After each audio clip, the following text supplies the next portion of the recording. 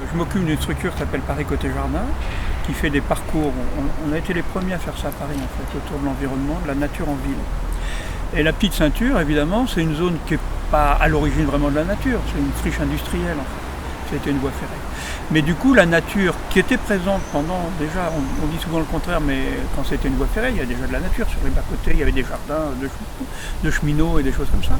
Elle là, depuis qu'on a fermé, et puis dans certains lieux, depuis qu'on a enlevé les rails, les choses ont encore beaucoup évolué. Donc c'est une zone qui, dès l'origine, était un secteur qui était un peu isolé.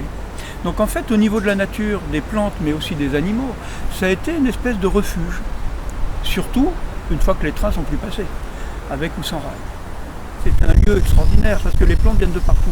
C'est-à-dire on trouve sur la petite ceinture, suivant les lieux, des plantes qui viennent des jardins, donc des plantes cultivées qui viennent des jardins, qui viennent de la campagne, des plantes sauvages, des plantes qui viennent des balcons, qui sont tombées des balcons qui sont sur la petite ceinture.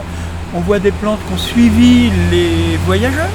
C'est-à-dire qu'en passant sur la petite ceinture, on vient quelquefois des États-Unis, après avoir traversé le bateau et avoir pris le train, on vient de l'autre bout du monde.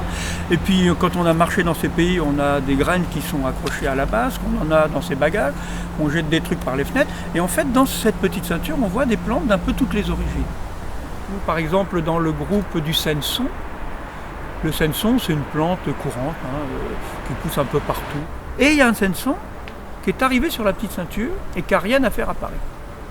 Ce senson, il pousse dans les terrains, il aime bien le sable, les dunes, les terrains chauds, et il pousse plutôt dans les dunes sur le sable. Et puis au 19e siècle, on lui a ouvert une voie.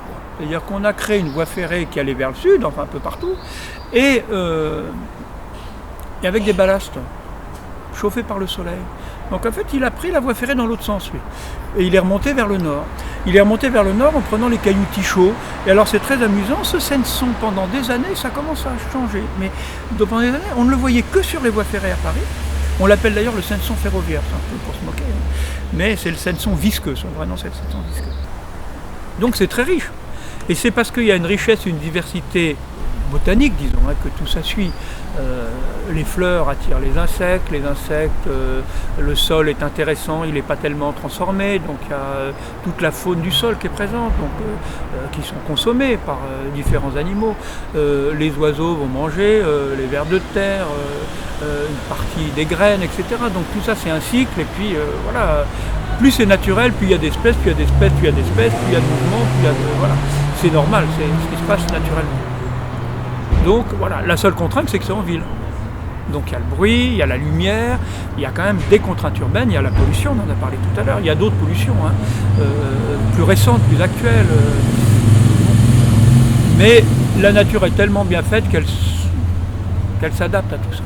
Elle s'adapte.